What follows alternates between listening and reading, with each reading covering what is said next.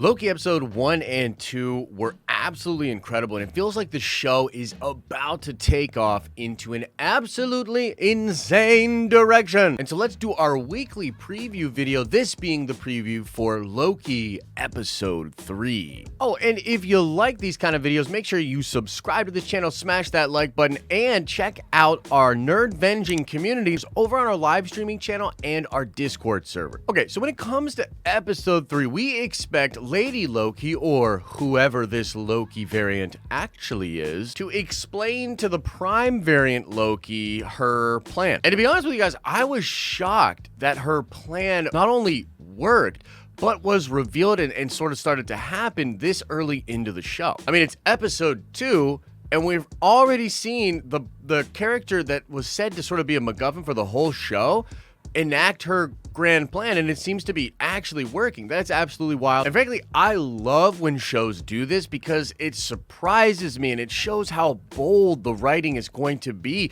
because when something that you think is going to sort of linger over an entire show gets resolved much faster or gets pushed forward much faster than you anticipate, then there's a whole bunch of show that's going to happen in plot that you don't see coming. We're really headed towards some big surprises, and Tom Hiddleston himself said that in episodes 4, 5, and 6 of Loki, the show goes into absurd places that he did not see coming. But we're talking about episode 3, which will bridge the weirdness and the intro of episode 1 and 2 into those absurd and crazy episodes that Tom Hiddleston is talking about. And with the Prime variant Loki exiting through the time portal with Lady Loki, we certainly expect this episode to have a couple of things. Number one, we definitely think this is going to explain who Lady Loki is. And you might be like, whoa, we already know who she is. She's a variant of Loki that happens to be female, someone that's been on the run, and that could well be the case.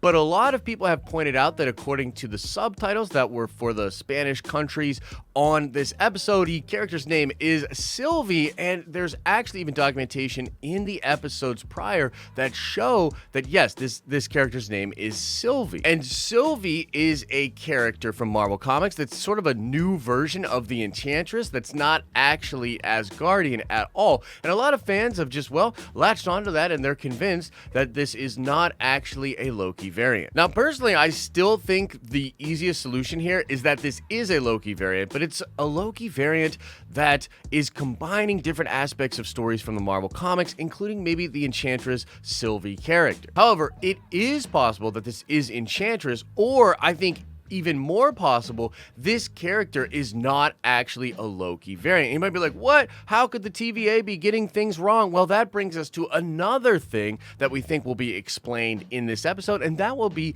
the true intention of the TVA and perhaps what the TVA is actually doing. I mean, there's been little hint after little hint that the TVA is not being honest about what they actually do, and fans have a myriad of different theories about what the organization's true goals could be and who might really be running the show. But regardless, if we get some hints of the real history of the TVA, it may be revealed that the TVA is not as infallible or all-powerful as we first imagined. And could this female magic-using Loki impersonating character not be a Loki variant, but instead be a character from an alternate timeline or some other timeline that's running congruently to our own? Who knows? But anything is still on the table because this show just seems crazy as hell, frankly. So again, we think we're gonna get the identity of this Lady Loki sort of explained. We think we're going to get a little bit more of the TVA explained, and a lot of this will have to do with Lady Loki's actual plan. And this is where we think a lot of the plot for episode 3 is going to come from. We know from the hostage that Lady Loki took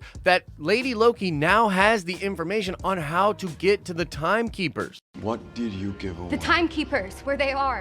I gave it away how to find them. And we see a bunch of these reset bombs being sent to different points in the sacred timeline, which led to a bunch of branch variant timelines all happening at once. And what that seems to have done is removed a lot of TVA agents from the actual TVA headquarters. And so if she's got the info on how to get to the Timekeepers, and she's removed everybody from the TVA headquarters, headquarters, we could expect that maybe she wanted to clear that out so that she could head to the headquarters and then meet the timekeepers and perhaps kill them. And we also see Ravonna grab her actual baton and get ready for action, and that seems to line up with this shot from the trailers. And we think this shot could be Ravonna and the remaining guards facing down against Loki and Lady Loki. So that's sort of a baseline, pretty safe bet that that stuff will be happening in this next episode. But now let's get into a little speculation. Take my hand and let's go to Speculation Town. One of my big personal theories here is that all of the different TVA members are variants themselves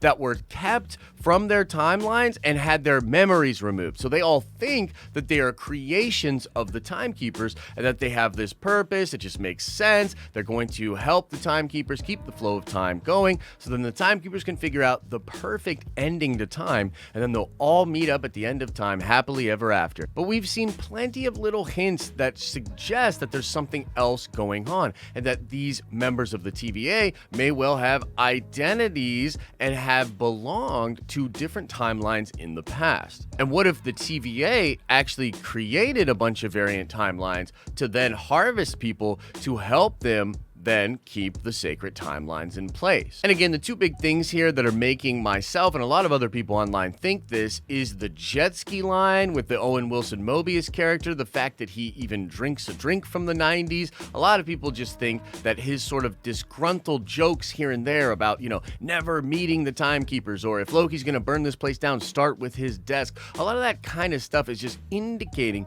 that Mobius has either some subconscious inclination that something's not right and he doesn't belong here, or he actively knows that and is playing a role simply to either help Lady Loki or himself figure out what's really going on with the TVA. And that is crazy. And I would love it if Mobius was actually working against the TVA this whole time, and he's responsible for pulling out the Prime Loki variant, or, having him be helped. Regardless, this may well be explained in episode 3. Lady Loki might just crack that whole can of worms right open and let us know all the dirty secrets of the TVA. And of course, the other large, huge, looming rumor for the Loki show, the Mephisto of this show, if you will, is the Kang, the conqueror of it all. With all this time-traveling craziness going on here, the fact that you got the timekeepers, you've got Ravonna, you've got a lot of different elements that seem very familiar to Kang the Conqueror storylines from Marvel Comics, and the fact that we know Jonathan Majors is playing Kang, and he will be in Ant-Man and the Wasp. Well, it just basically leads us all to believe that, wow, we're only going to see Kang in this freaking show. And I think it's absolutely possible that we will see Kang. I think it's possible Kang gets name dropped in episode 3 and we get a whole new focus for the back half of the season based on that.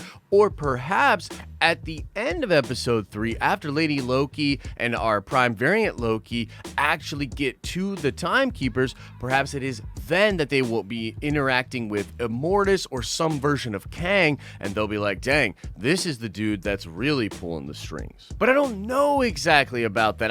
I keep going back and forth between whether or not Kang will play a huge role in this show and be a sort of big bad for the back half that then leads into Ant-Man and the Wasp, or will he rather be an element of what is going on throughout time that is introduced in Loki but not focused on, and that would leave room for him to be focused on in Ant-Man and the Wasp? I don't know, but I do think that because we're going to learn more about the TVA, if Kang is really pulling the strings, it is definitely possible that in episode 3 we get that information revealed, and that would just blow nerdy minds all over the world. Either way, what I'm really saying is I expect episode 3 to sort of be a bridge episode and take us into the back half of the season, which is going to be nutso, and I think we're going to get a lot more info. Sort of the first 3 episodes really setting the stage for this info drop stuff, giving us intriguing little threads to follow and setting up Easter eggs that get us all excited, and I do expect a little bit more of that, with perhaps some resolutions to some of those things